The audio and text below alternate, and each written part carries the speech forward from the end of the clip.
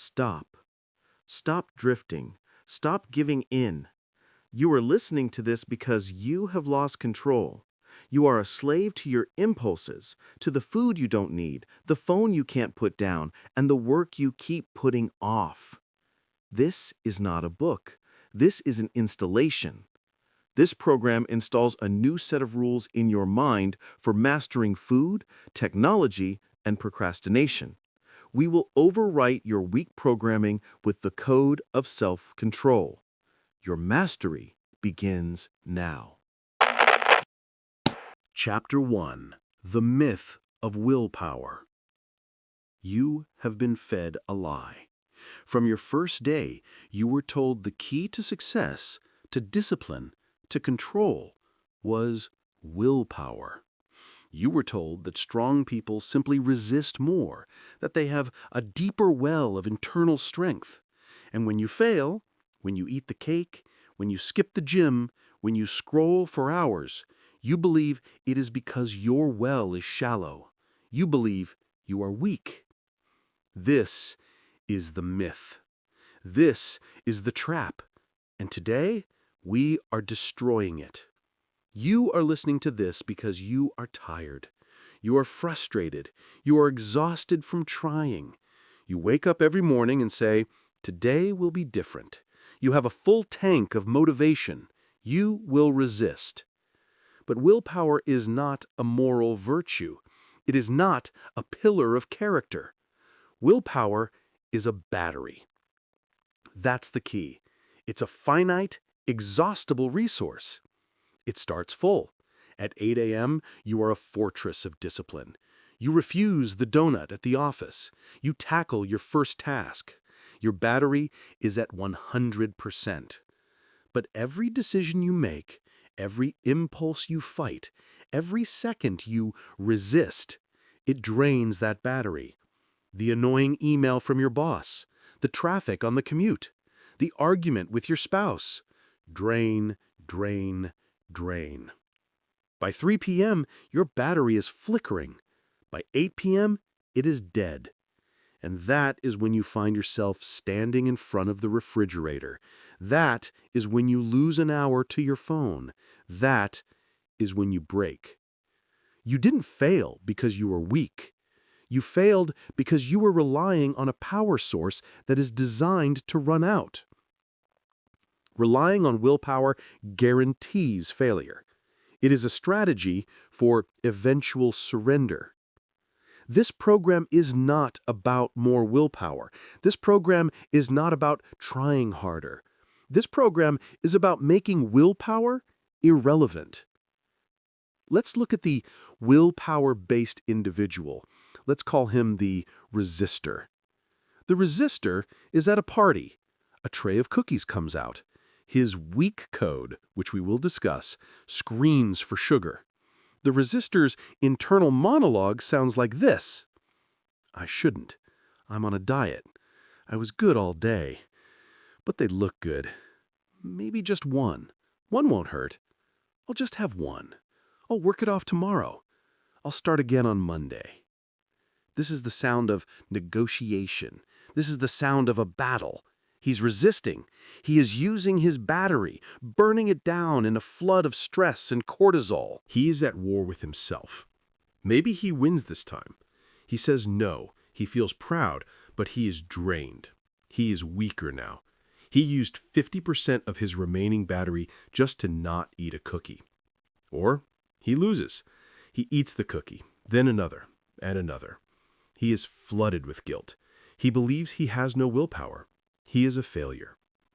Do you see? The resistor loses even when he wins. That's the trap. Now, let's look at the code-based individual. Let's call him the architect. The architect is at the same party. The same tray of cookies comes out. He sees the cookie, and nothing happens. There is no internal debate. There is no negotiation. There is no war. Why? Because the architect is not running on a finite battery. The architect is running on a system. He has a pre-installed rule, a line of code he wrote months ago in a calm, logical moment. The code is simple. I do not eat processed sugar. It is not an option. It is not a choice. It is not a debate. It is a fact. It is part of his identity. The architect doesn't resist the cookie. You do not need to resist something that is not an option. Do you resist eating the napkin? Do you resist punching your boss? No, it's simply not in your code. You don't negotiate it. The resistor is at war. The architect is at peace. One is struggling. The other simply executes. Willpower is a battery. Systems are a fortress. We're not here to give you a bigger battery. We're here to hand you the blueprints for the fortress. You have a choice. You can continue to live as the resistor. You can wake up every day hoping this new battery lasts until bedtime, knowing it won't. You can live in a state of constant, exhausting negotiation with your weakest impulses. Or you can become the architect. You can stop proving how much you can resist and start designing a life where resistance is no longer necessary. You don't need permission to do this. You don't need to try harder. You need to build smarter. It's not about the flaw of your will. It's about the discipline of your design. It's not about denial. It's about identity. It's not about restraint. It's about rules. The rules you will install as part of this program, the code of self-control, are the stones of your fortress. Your impulses are the attackers. When you're running on willpower, you are standing in an open field with a small shield hoping to survive the assault. When you are running on a system, you are inside the fortress. The walls are high. The gates are barred. The decision is already made. The attacks are irrelevant. This is the first truth. You must accept it. Your problem is not a weak will. Your problem is a weak system. You're not weak. You are unarchitected. You have spent your entire life trying to charge a faulty battery. We're going to throw away that battery and build a permanent power station. You have accepted the myth. Now you will accept the truth. Willpower is a battery. Systems are a fortress. We are building the fortress. To build, we must first clear the land. We must see the flawed, broken foundations you are currently living on. Before we can install the new code, we must find and target the old code. That is our next task. We will hunt down the automatic, destructive programs that are running your life into the ground. We will identify your weak code. Chapter 2. Identify your weak code. You think you are free. You think you make your own decisions. You wake up. You choose what to eat. You choose what to read. You choose when to work. You are wrong. Most of your life is not a series of choices. It is a series of executions. You are a program. You are a machine running on autopilot, executing scripts you did not write. This is your weak code. You cannot overwrite a program you cannot see. This is the most critical step in this entire installation. You are blind to your own programming. You mistake your habits for your identity. You mistake your impulses for your desires. They are not. Where did this weak code come from? It was given to you. It was installed by default. It was installed by advertising designed to make you feel insecure. It was installed by a culture designed to sell you comfort. It was installed by the path of least resistance, a path you have walked so often you have turned it into a highway. Your weak code is the set of unconscious, automatic scripts that run your life. Its only goal is to seek pleasure, avoid pain, and conserve energy. It is a survival script for a caveman, but it is a failure script for a modern architect. And this code is running your life into the ground. You have a choice. You can continue to be the program, or you can become the programmer. But first, you must run a diagnostic. You must find the bugs. We will find them now. We will force you to see the loops. Let's start with the most common one, the boredom to social media script. The trigger? A moment of silence, a red light, a pause between tasks. The instant you feel a spark of boredom, what happens? Before you even think, your hand is in your pocket. Before your conscious brain can object, your thumb has unlocked the screen. You are scrolling. You are consuming. You tell yourself it's just for a minute. 30 minutes later, you look up, disgusted, drained, and further behind. You did not choose to do that. A script ran. A program executed. That is your weak code running. Acknowledge it, target it. It's not about relaxing, it's about an uncontrolled impulse that steals your time. Here is another one. The difficult task to sudden hunger script. The trigger? You sit down to work. You open the difficult file. You look at the blank page. You face the task that actually matters. And suddenly, you are starving, or you are thirsty, or you desperately need to check your email one last time, or your desk is suddenly too messy to work. Your weak code is an escape artist. It will do anything to avoid friction. It will manufacture a need to protect you from the threat of difficult, meaningful work. And you obey. You get up. You go to the kitchen. You make a snack. You have one last coffee. And the task is delayed. The friction is avoided. The weak code wins. That is your weak code running. Acknowledge it. Target it. It's not about preparation. It's about procrastination. Your code is lying to you to keep you safe and weak. Let's look at a third. The 3 p.m. sugar crash script. The trigger, the biological dip. Your energy fades. Your focus wanes. The weak code immediately screams for a solution. But it doesn't want a good solution. It wants the fastest solution. It wants sugar. It directs you to the vending machine. It steers you to the office candy jar. It justifies the soda. You need this, it lies. It's for energy. You obey, you consume. You get a 20-minute spike, followed by a deeper crash an hour later. You have reinforced the loop. You have trained your body to be weak. That is your weak code running. Acknowledge it. Target it. It's not about energy. It's about addiction. You are obeying a faulty command. These are the scripts. The stress to alcohol script. The anxiety to binge watching script. The conflict to shutting down script. You have hundreds of them. This is your work for this chapter. This is the transformation. You must become a detective. You must become the auditor of your own mind. For the next 48 hours, you will run a full diagnostic. Get a notebook, get a file, I don't care what. You will write it down. 1. The trigger. When did the impulse hit? E.g., felt bored, saw an ad, felt stressed. 2. The script. What did the weak code tell you to do? E.g., check phone, get a snack, watch TV. 3. The response. Did you obey? Yes or no? 4. The result. How did you feel 30 minutes later? E.g., guilty, tired, still bored. This is not for guilt. Guilt is useless. Guilt is part of the weak code's loop. This is for data. This is for clarity. You are shining a harsh, bright light into the dark corners of your mind. You are finding the bugs in the program. You don't need their permission. You don't need anyone's permission. You just need to do the work. You have a choice.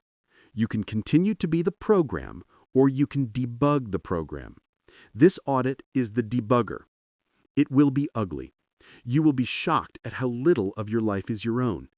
You will be disgusted by how often you obey these pathetic, weak scripts. Good. Use that disgust. You cannot change what you do not confront. You cannot overwrite what you do not see. This chapter is the mirror. You must look at your weak code. You must see it for what it is, a flawed, weak default setting. And now you see it. You are seeing it. You can't unsee it. Every time the phone buzzes, every time you walk to the kitchen, you will see the code. But seeing the code is not enough. Seeing the bug doesn't fix it. You now know what you are fighting.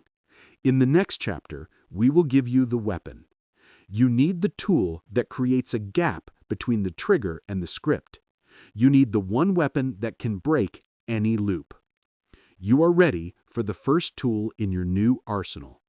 You are ready to master the single greatest power of self-control. Chapter 3. The pause is your power.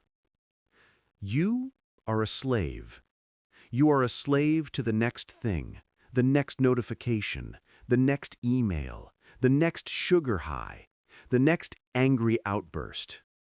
Your life is a chain reaction of triggers you do not control. You are reactive.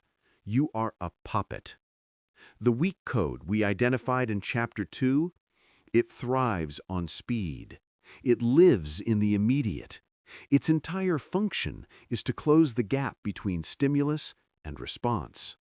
It deletes your power to choose. The phone buzzes, stimulus. Your hand grabs it, response. There is no space. There is no thought. There is no you. There is only the program. The difficult task appears, stimulus. You feel the urge for a snack, response.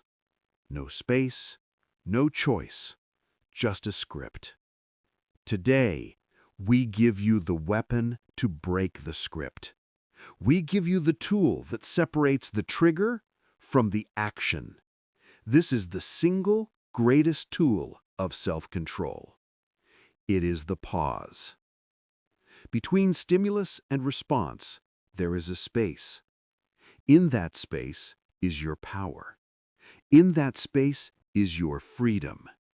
In that space, you get to decide.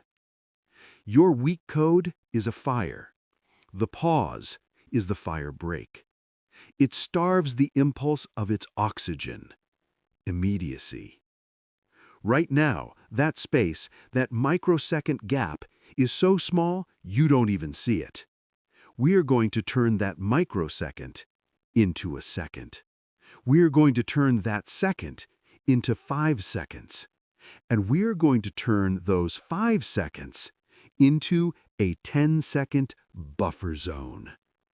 This is where the work begins. This is the physical practice of self-control. Let's use the example from your audit. The phone. Your phone buzzes in your pocket. This is the stimulus. The weak code script begins to run. It's an automatic program. It's check it. It could be important. It's a like. It's validation. It's a dopamine hit. Your hand begins to move. This is the automatic response. We're inserting a new line of code. The new code is pause. Here is your new program. You will drill this until it is automatic. Step 1. The stimulus. The phone buzzes. Step 2. The pause. You feel the buzz. You feel the urge. Your hand wants to move, and you do nothing. You stop. You do not move. You consciously keep your hand where it is. Step 3. The breath. You take one single conscious breath. In, out. This is your 10-second buffer zone. Step 4. The analysis. In this 10-second buffer, you are now the programmer. You are no longer the program. You ask one question. Is this serving my code or the weak code? Step 5. The decision. You make a conscious choice. This can wait. It is not in command. I am. You decide to ignore it. You have just won. You have just taken the weak code's greatest weapon, immediacy, and you have broken it. Master the pause. Own the response. Between stimulus and action, you are in command. This is not a theory. This is a drill. You will practice this all day. Practice it with your food. Stimulus. You see the donut in the break room. Weak code. Eat it. Just one. New code. Pause. Stop your feet. Do not move toward it. Take one breath. Analyze. This is the 3 p.m. sugar crash script. It's a lie. It's weak code. Decide. I am an architect. I do not run on weak code. You turn. You walk away. You just built your fortress one stone stronger. Practice it with your anger. Stimulus. Someone cuts you off in traffic. Weak code. Rage. Honk the horn. Swear. You have been disrespected. New code. Pause. Your hands grip the wheel. You feel the adrenaline. You take one breath. Analyze. This is a weak code ego script. It is meaningless. It gains me nothing. It drains my battery. Decide. I will not give a stranger control of my emotional state. You let it go. You own your response. This is the key. It's not about passivity. It's about control. The weak code wants you to be reactive. That is not strength. That is being a puppet. True strength is the discipline to choose your response. You have a choice. Your weak code wants you to believe you do not. It wants you to live as a chain reaction. The pause proves it is a liar. The pause is the proof that you have a choice. This is your work. You are going to fail this drill. The first 10 times, your hand will already be on your phone before you remember to pause. That's the key. When you realize it, that's a victory. You caught the weak code. You pulled your hand back. You saw the script. The next time, you'll catch it a half-second sooner, and sooner, until the pause itself becomes the new automatic script. Master the pause. Own the response. Between stimulus and action, you are in command. This is not about resisting temptation. It's about creating the space to decide. It's not about willpower. It's about discipline. The discipline to stop. The discipline to breathe. You have identified your weak code. Now you have the tool to interrupt it. You have stopped the automatic execution. You have created a space. But now, what happens in that space? You've paused. You've isolated the impulse, but it's still there. It's still screaming at you. Eat the cake. Check the phone. Be angry. You've put the impulse in a cage, but now you have to deal with it. You have to understand what it is. You must install the first and most important rule of your new fortress. Chapter 4. Rule 1. Your impulses are liars. You have done the work. You used the pause. You have stopped the weak code script. You have created the 10-second buffer zone.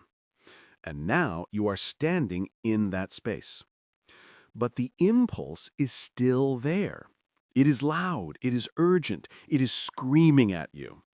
It's screaming, you need this. You deserve this. It will only take a minute. Just one. And this is where you have always failed. You have failed because you negotiate. You have failed because you believe the impulse is you. You believe that urge, that desire, that sudden need is a true and accurate reflection of what you want.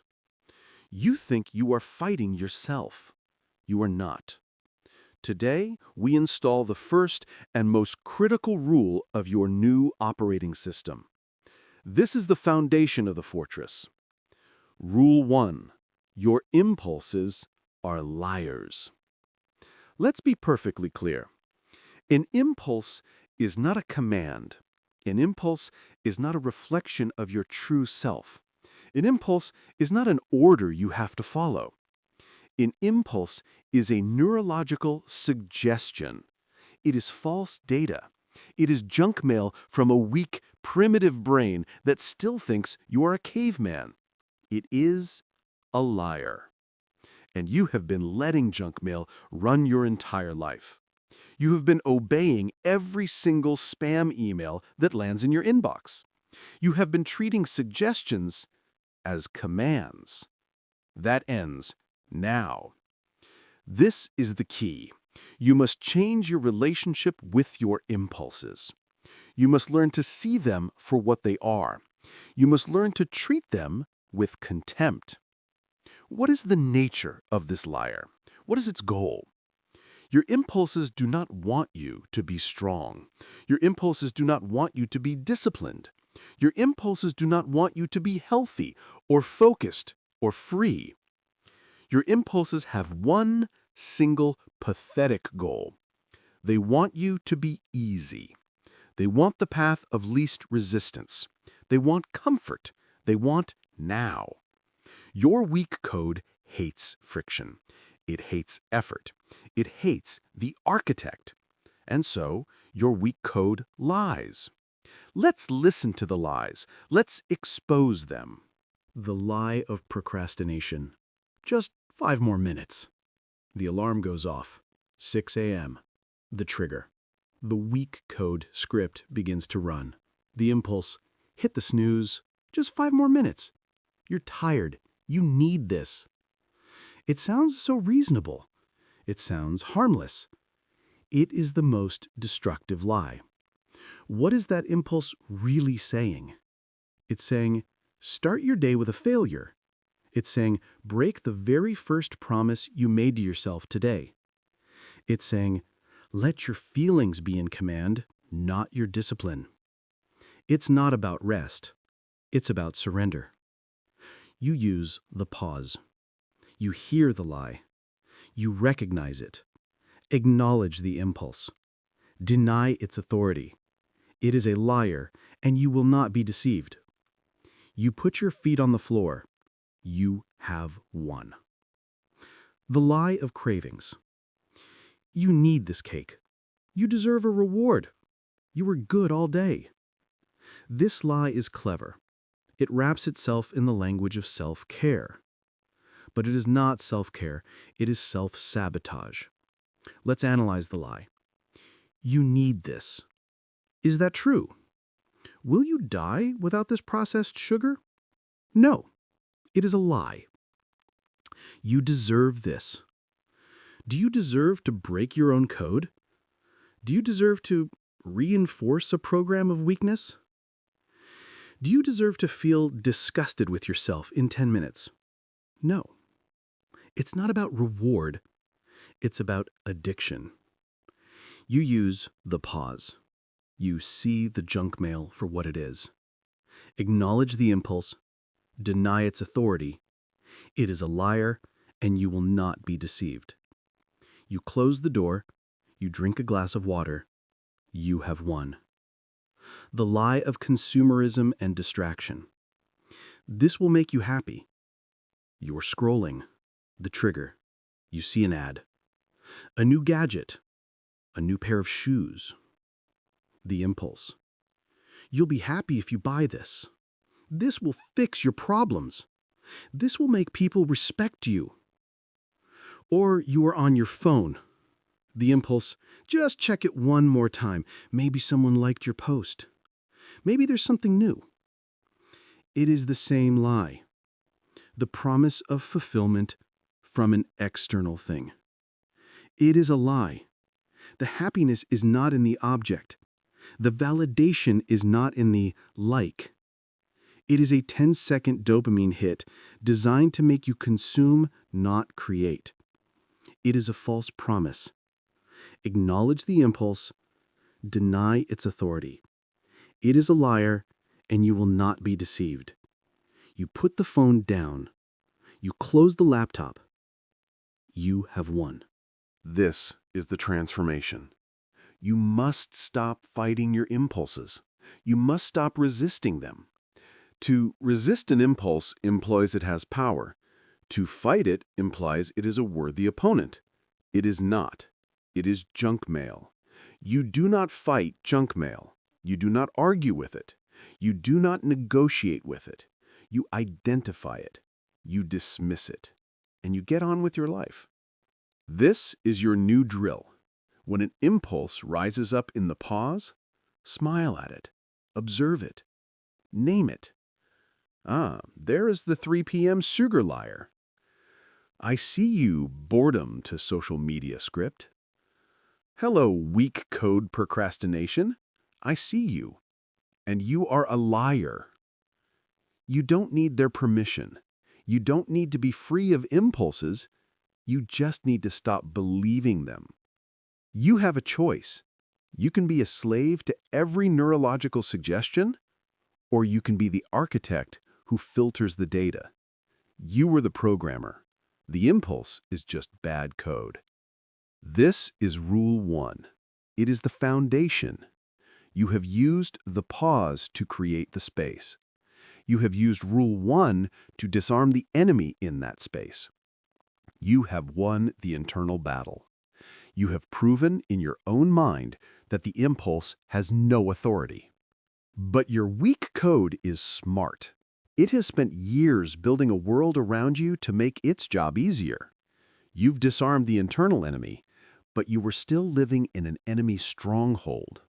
Your environment, your kitchen, your phone, your office is a machine designed to trigger your weak code scripts 24/7.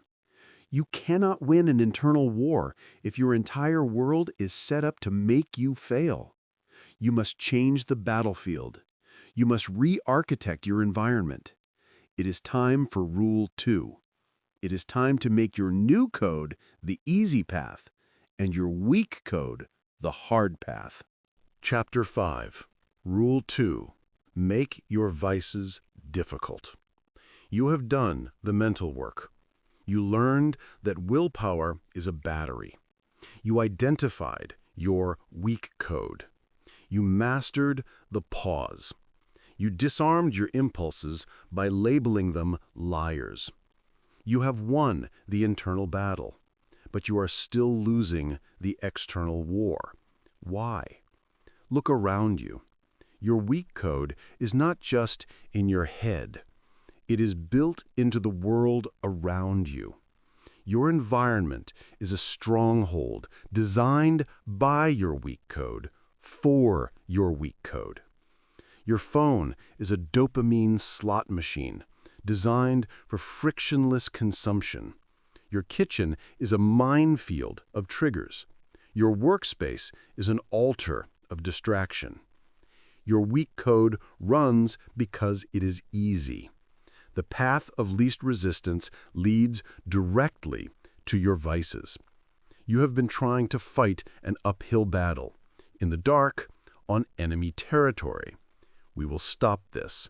We will reverse the battlefield. This is Rule 2. This is where you become the architect of your physical world. You will make your vices difficult. You will make your weak code work for its fix. And your weak code is lazy. That's the key. It hates effort. We will use that laziness against it. We will add friction. Friction is the wall. Friction is the lock. Friction is the moat. Add friction to the vice. Make control the path of least resistance. This is not a suggestion. This is the new code. We will execute this code in the 3 territories you have lost. Territory 1, your technology. This is your primary enemy. Your phone is a weapon pointed at your focus. Right now, it is easy to be weak. A single swipe, a single tap. We will add friction. First, you will delete the apps now. Social media, news apps, any infinite scroll dopamine delivery system. Delete them. But I need them, your weak code whispers. It is a liar. You can access them through a web browser, logged out. That single extra step, opening the browser, typing the address, logging in, that is the friction. 90% of the time, your weak code will not bother. It is too lazy. You have won. Second, you will put your phone in grayscale. Go into your settings, accessibility, color filters, grayscale. This is non-negotiable. You are de-weaponizing the device. You are sucking the reward out of it. The bright red notification bubble, it's gone. It's just a dull, gray box. The vibrant images, they're lifeless. You have just destroyed the psychological reward. The phone is now a tool, not a toy. It is boring. And your weak code hates boring. Third, you will create distance. Your phone does not belong at your dinner table. It does not belong in your bedroom. When you work, it is in another room, charged, face down, silent. That physical distance, that 10-foot walk, is a mountain of friction. You don't need their permission to do this. You have a choice. You can be the slave to the device, or you can be the master of it. It's not about hating your phone. It's about the discipline to put it in its place. Add friction to the vice. Make control the path of least resistance. Territory 2. Your food. You are losing the battle for your health at 9 p.m. You are standing in front of the pantry, negotiating with a liar.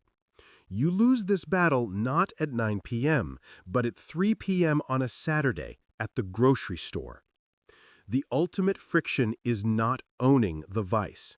The war against junk food is not won in your kitchen. It is won in aisle 6. Do not buy it. This is the supreme act of the architect. You engineer your future success by making the decision once, when you are strong. Your weak code cannot eat what is not there. But my family, your weak code bargains. Fine. If it must be in your house, you will add friction. You will not leave it on the counter. You will put it in an opaque container, on a high shelf, in the back of the pantry, behind the healthy food. You will make it inconvenient. When you feel the impulse, you will have to use the pause. Then you will have to get a chair. You will have to work for it. And in that moment of friction, your new code has a chance to win. You are creating a real-world buffer zone. Add friction to the vice. Make control the path of least resistance. Territory 3. Your procrastination. Your weak code loves procrastination because distraction is easy and deep work is hard. We will reverse this. We will make distraction hard. First, install a website blocker today. Block your junk mail websites. You will set a timer. No social media until 7 p.m. When your weak code automatically types that address into the browser, the blocker denies it. That is a wall. That is friction. It is your new code enforced by an actual code. Second, curate your workspace. Look at your desk. Is it an engine for focus or a playground for distraction? Get everything off it. Your one notebook, your one pen, your one task. Every other object is a potential trigger for a weak code script. Clear it. Third, you will kill all notifications. Every single one. That buzz from your pocket, that ding from your email, that is the sound of your weak code calling for you. It is a frictionless invitation to fail. Turn them off. You don't need to be reachable every second. You need to be focused. It's not about being unresponsive. It's about the discipline of choosing when you respond. You are the architect. You are redesigning your world. You are outsourcing your discipline to your environment. You are building your fortress. This is the true meaning of out of sight, out of mind. You are engineering it. You have made your vices difficult. You have put walls in the way of your weak code. You have built the defenses. But a fortress is not just walls. A fortress is not just passive defense. A fortress must support the warrior. It's not enough to make the bad things hard. That is only half of the equation. We must now make the good things easy. Chapter 6, Rule 3. Make your virtues easy. In the last chapter, we built the defenses. We built the walls. We dug the moat. We added friction to every single one of your vices. We made it difficult for your weak code to run. But a fortress is not just a place to hide. A fortress is a base of operations. It is a place from which you launch your attack. Defense is not enough. Passive resistance is not enough. You have spent your life making your vices easy and your virtues hard. Let's analyze. You want to go to the gym, but your gym clothes are in a drawer. Your shoes are in the closet. Your water bottle is in the kitchen cabinet. You want to work on your project, but your desk is a mess. Your laptop is on the charger. You have to find the file. You want to eat healthy, but the healthy food is in the back of the refrigerator and the junk food is on the counter. Look at the friction. The friction to do the good thing is overwhelming. And your weak code is lazy. It hates friction. It will avoid the good thing not because it's bad, but because it's hard. Your weak code wins by default. We will reverse this. This is the other half of the code. This is Rule 3. Make your virtues easy. Your new, strong code must be the easiest option available. The path of least resistance must lead directly to your victory. We are not just adding friction to the vice. We are removing all friction from the virtue. Remove friction from the virtue. Your environment must obey your code. This is the real work of the architect. You are not just a defender. You are a designer. You will, quote, set the stage for your own success. You will pre-make your decisions. The you of today, the calm, logical programmer, will do the work, so the you of tomorrow, the one in the 8 a.m. fog, cannot fail. It's not about motivation. It's about preparation. It's not about hoping you'll feel like it. It's about the discipline to make, quote, feelings, end quote, irrelevant. Let's engineer your success. We will re-architect your territories. Territory 1, your morning, your work. Your morning is the battle that decides the entire day. You have been losing it. You hit snooze. That's a lie, we already know. You stumble out of bed. You are faced with 1,000 tiny friction-filled decisions. What do I wear? What do I eat? What do I work on? By 8:30 a.m., your willpower battery is already at 50%, and you haven't even started. No more. Your morning victory is won the night before. Tonight, you will lay out your work clothes, not in the closet, out, on a chair, ready. Tonight, you will prep your coffee. The mug is by the machine, the water is in the reservoir, the spoon is next to it. Tonight, you will pack your lunch. It is in the refrigerator, ready to be grabbed. Tonight, you will pre-flight your work. Your laptop is charged, it is on your desk. And this is the most important part.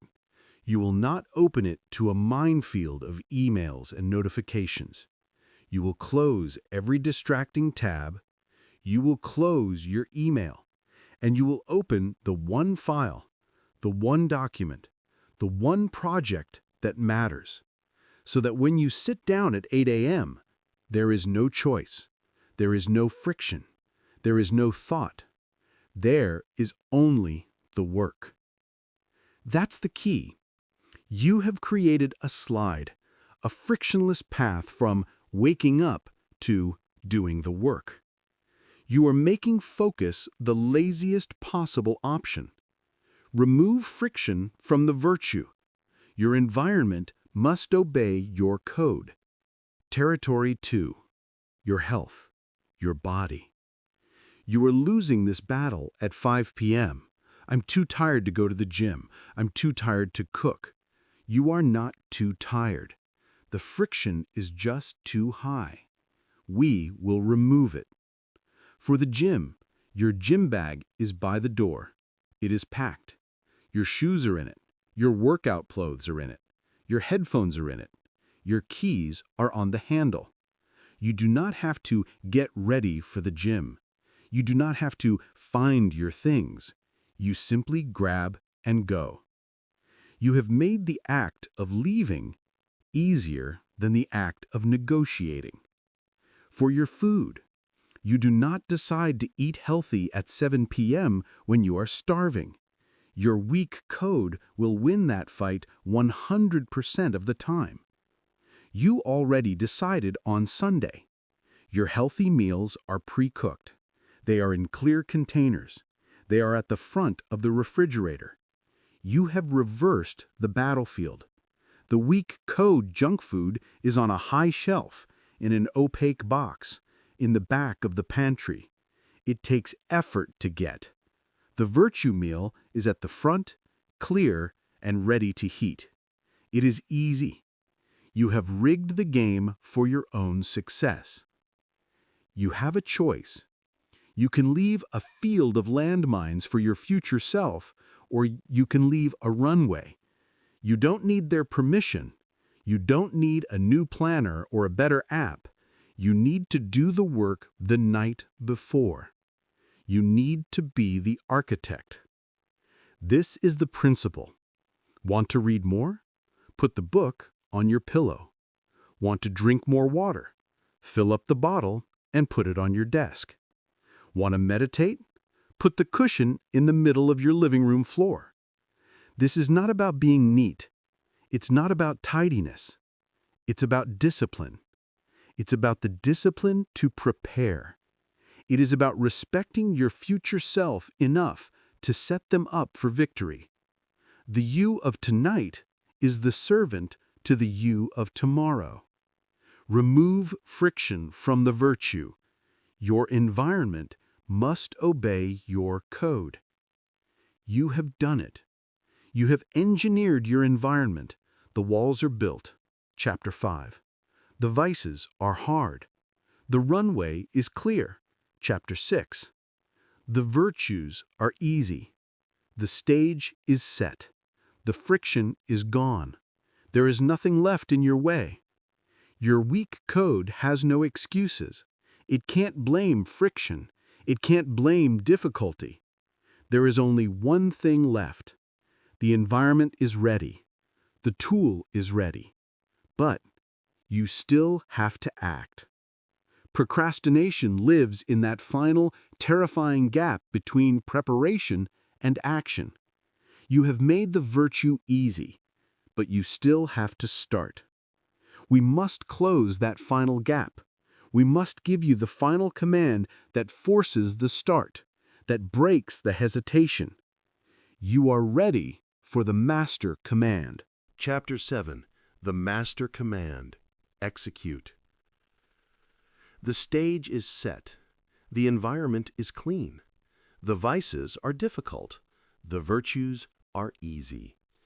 Your gym bag is by the door. Your laptop has the one file open. The runway is clear. And yet, you are still standing there. You are waiting.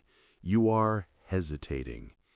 You are standing in the final, terrifying gap. the gap between preparation and action. This is the last stronghold of your weak code. If it can't beat you with friction, it will beat you with hesitation.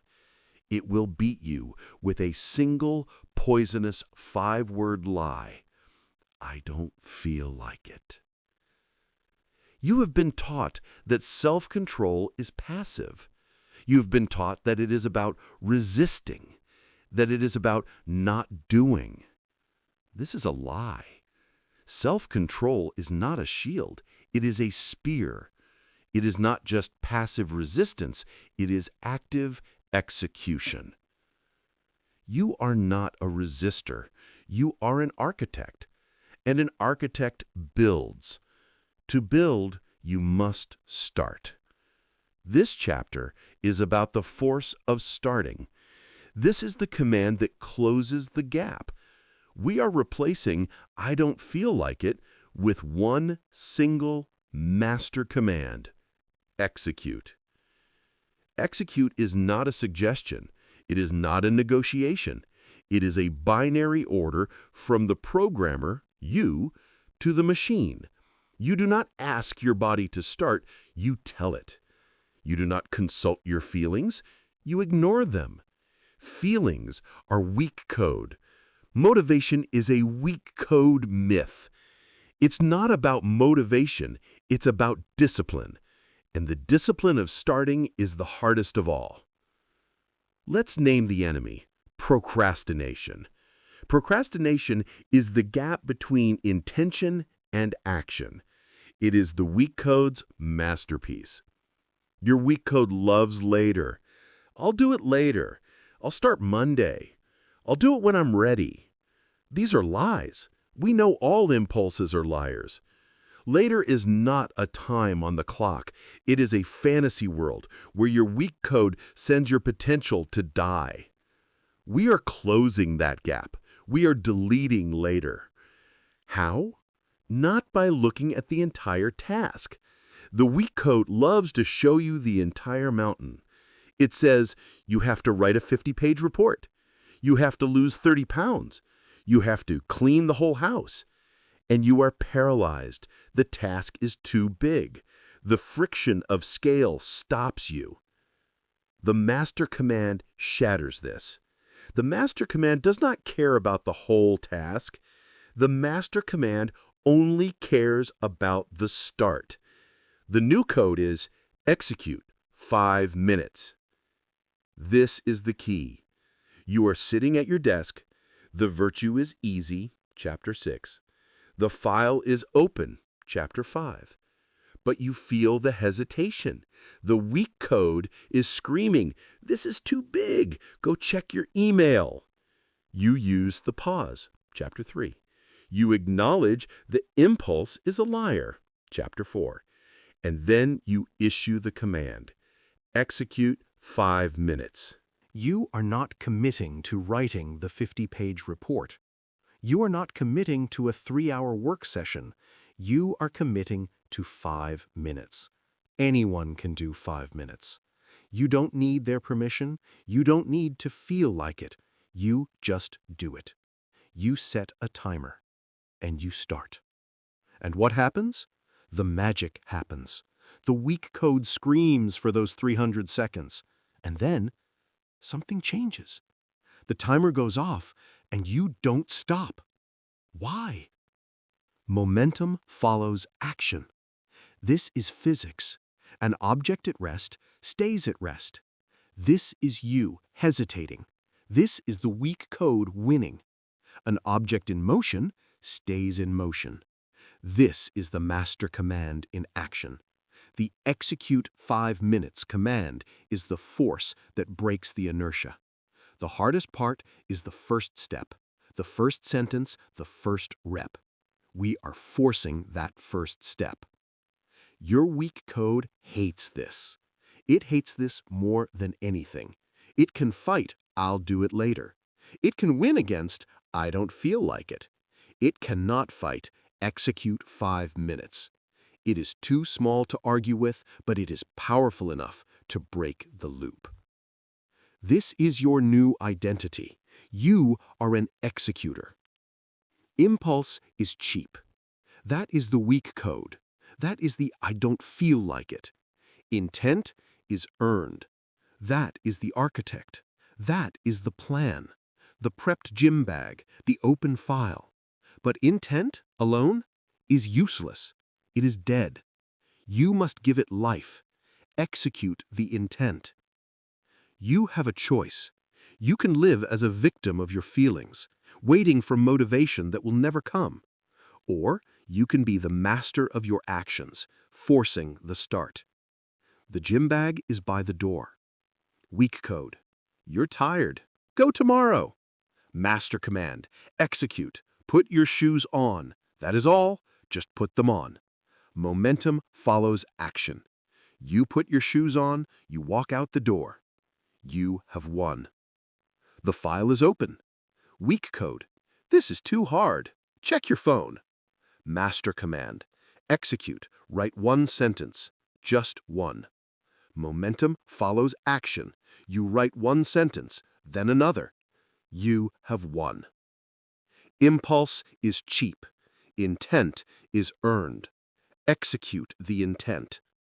This is the engine. You have built the fortress, chapters 5 and 6. You have disarmed the liars, chapter 4. You have created the space, chapter 3. And now you have the engine. You have the command that makes it all move. You are no longer a passive resistor. You are an active creator. You are an executor. The code is running. The work is getting done. But how do you know it's working? How do you know the weak code isn't finding new ways to fail? How do you know you are not lying to yourself? A program left unchecked always develops bugs. Execution without diagnostics is just chaos. You are not a machine. You are the programmer. And a good programmer audits the code. Chapter 8. Audit your code every single day. You are running the code. You used the execute command. You won. You made your virtues easy and your vices hard. You won. You feel strong. You feel in control. And now you are in the most dangerous place of all. You are getting complacent. You think the war is over. You think because you built the fortress, the work is done. This is a fatal error. A program left unchecked always develops bugs. A fortress left unpatrolled always gets breached. Your weak code is not gone. It is hiding. It is adapting.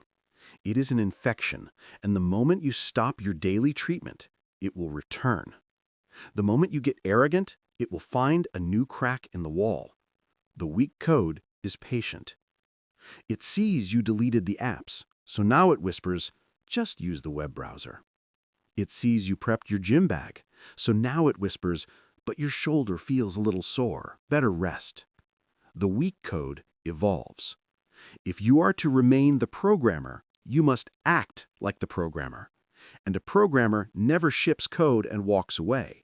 A programmer runs diagnostics. A programmer hunts for bugs. You must become the lead developer of your own mind. This is your new, non-negotiable daily practice, the discipline audit. This is the most important rule because it is the one that maintains all the others. But before we begin, we must destroy your single greatest enemy, guilt. When you fail, and you will fail, your weak code will flood you with guilt. Guilt is a feeling. It is an impulse. It is the weak code's favorite weapon. It's a liar, just like all the others. The guilt impulse says, see, you failed. You ate the cake. You skipped the gym. You are a fraud. This whole system is a joke. Just give up. Go back to being comfortable. Guilt is a loop designed to force you to quit. We are not here for guilt. We are here for data. That's the key. It's not about shame. It's about diagnostics. It's not about failure. It's about feedback. A failure is an end. A data point is a beginning. You have a choice. You can let your failures define you, or you can let them inform you. We are choosing to be informed. We will turn your failures into firewalls. Here is the new code. Every night, before sleep, no excuses, you will conduct a 3-minute discipline audit. This is not a journal. This is not for your feelings. This is a diagnostic report. You will get a notebook, your audit log, and you will answer 3 questions. Question 1. Where did the weak code run me today? Be precise. Be brutal. Be honest. 9 p.m. Boredom to social media script. I was on my phone for 40 minutes. 3:15 p.m. 3 p.m. sugar crash script. I ate the donut. 8 a.m. Hesitation script. I did not use execute. I hit snooze 3 times. You must name the bug. You must see the failure with perfect clarity. No excuses. No, I was tired. Just the fact. The code failed. Question 2. Where did I fail the system? This is the analysis. Why did the bug execute? At 9 p.m., my phone was on my nightstand. I violated Rule 5. I did not make the vice difficult. I made it easy. At 3:15 p.m., I did not master the pause. The stimulus hit and I reacted. I did not create the 10-second buffer. At 8 a.m., my gym bag was not packed. I violated Rule 6. I did not make the virtue easy. I added friction. You see? It is not a moral failing. It is a systems failing. You failed to run the program. Question 3. Where did the new code win? This is not for ego. This is for reinforcement. You must log the victories. 10 a.m. Difficult task to sudden hunger script tried to run. I used the pause. I recognized the lie. I issued the execute 5 minutes. I won. 5:30 p.m. Weak code said, "You're too tired for the gym." I saw the bag by the door. I executed the intent. I won. You must prove to your brain that the new code works. You are reinforcing the new neurological pathways. That is the audit. But the audit is just data collection. Now comes the real work, the upgrade. Based on this data, you write the patch. You write in your log your upgrade for tomorrow. Patch 1, the 9 p.m. phone bug. Upgrade: tonight, before bed, I am moving the phone charger to the kitchen. The phone will not enter the bedroom. Rule 5 enforced. Patch 2, the 3:15 donut bug. Upgrade: tomorrow I will pre-pack a healthy snack. Rule 6 enforced. You see? It is not a moral failing. It is a systems failing. You failed to run the program. This is the loop. Audit the day, identify the bug, upgrade the code, repeat. This is not a one-time fix. This is life. This is the discipline. You don't need their permission to do this. You don't need a new app. You need a notebook and 3 minutes of brutal honesty. It's not about perfection. It's about process. It's not about never failing. It's about the discipline of always auditing. The audit is the code. The audit is how you stay the programmer. The moment you stop auditing, you become the program again. You become a slave to the bugs. Audit the day, identify the bug, upgrade the code, repeat. This process makes you anti-fragile. Every time the weak code finds a way to win, you use that data to build a stronger wall. You use your failures to engineer your future success. The weak code cannot win. Every attack it launches, if audited, just makes your fortress more secure. You are running the system. You are executing. You are auditing. The code is strong. But as you run your audit, you will see one bug appear more than any other. One single master program of your weak code that justifies all the other failures. The one lie that fuels our laziness, our fear, and our failure. The "I'll do it later" lie. We have attacked the how of self-control. Now we must attack the when. We must hunt down and destroy the weak code's favorite hiding place, tomorrow. Chapter 9. The Later Lie. How Procrastination Enslaves You. We have come this far. You have built your fortress. You have audited your code. And yet, as you run your diagnostics, you find one bug, one master program that infects everything. The bug that justifies every other failure. The bug that drains your energy, kills your confidence, and guarantees your weakness. Procrastination. This chapter is a direct assault on your master, because you are a slave. You are a slave to a fantasy, a comfortable, warm, and deadly fantasy. It has a name. You use it every day. You call it later. You say, "I'll do it later. I'll start tomorrow. I'll be ready next week." Later is a lie. It is the ultimate weak code script. Later is not a time on the clock. It is not a day on the calendar. Later is a fantasy land.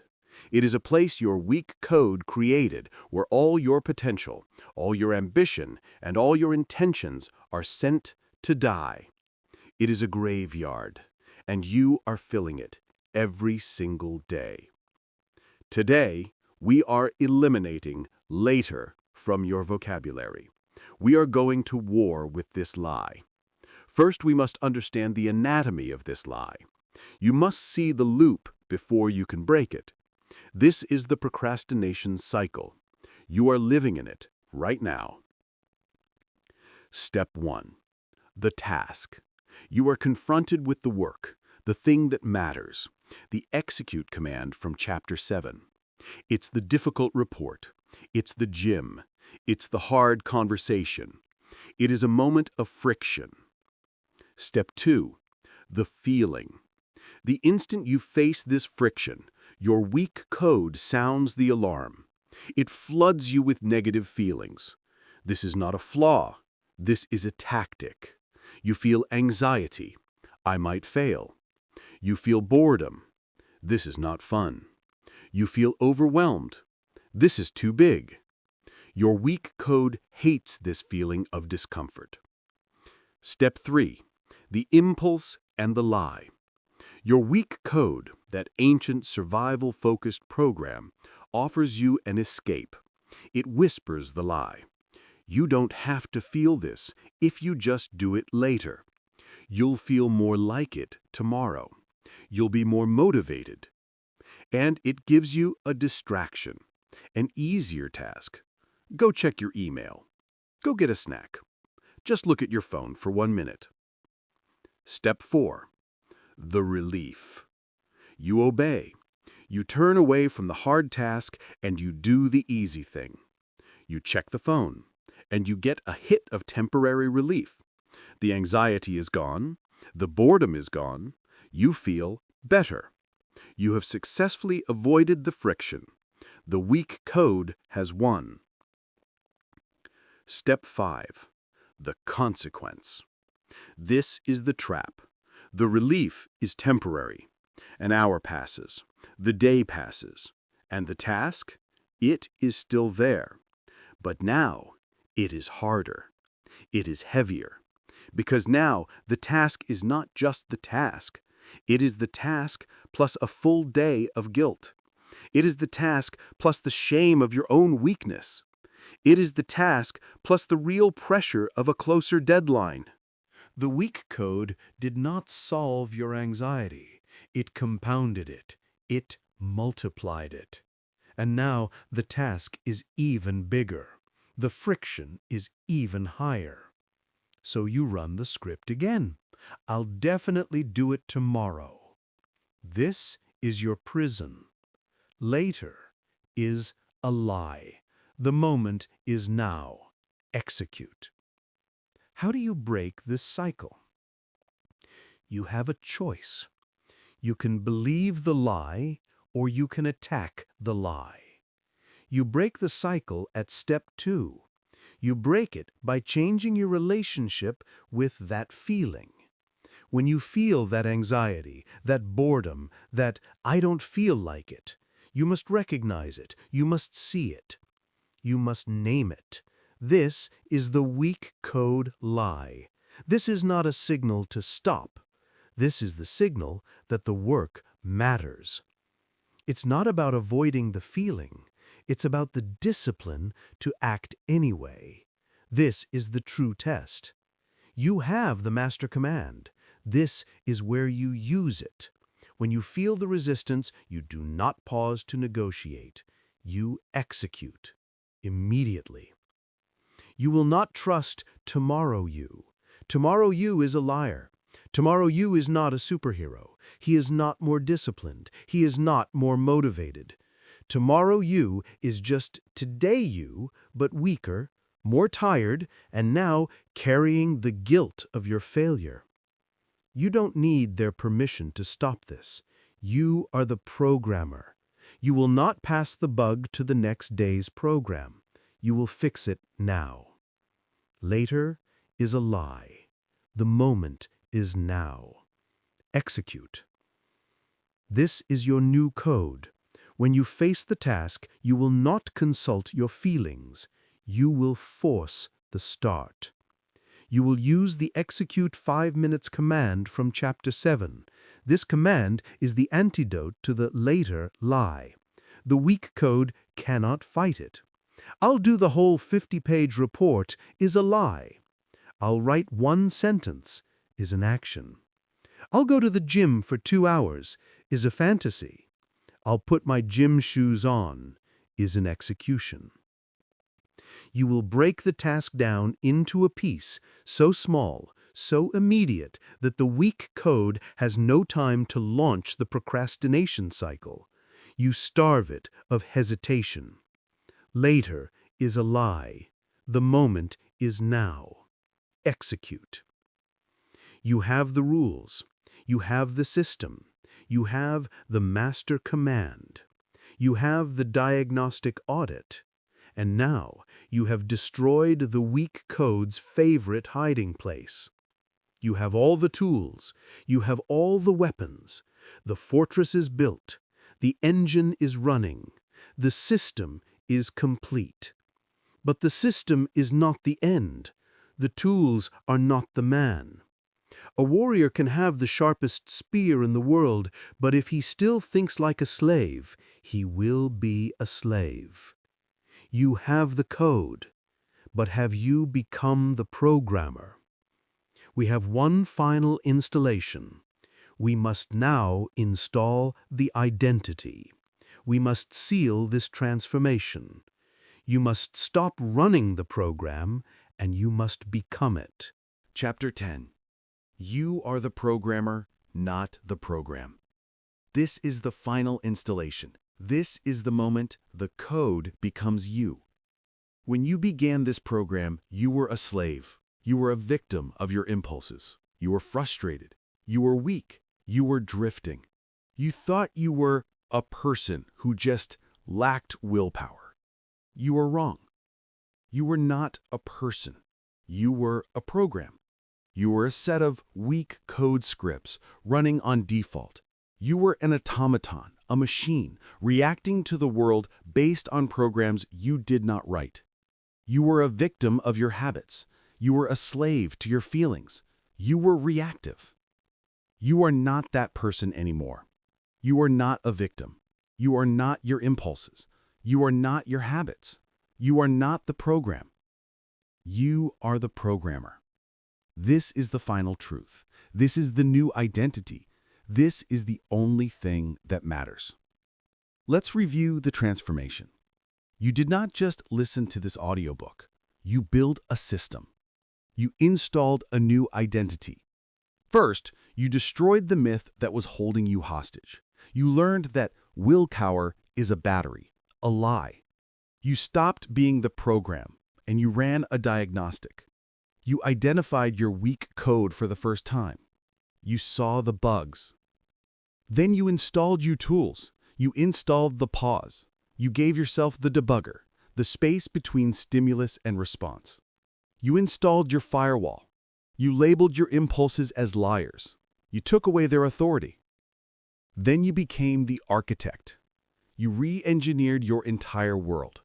You built the fortress, making your vices difficult. You cleared the runway, making your virtues easy. You stopped waiting to feel good, and you installed the engine. You installed the master command, execute. You learned to force the start. You learned that momentum follows action. You became the developer.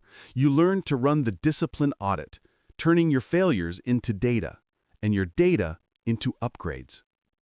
And finally, you destroyed the weak code's favorite hiding place. You eliminated the later lie. You own the now.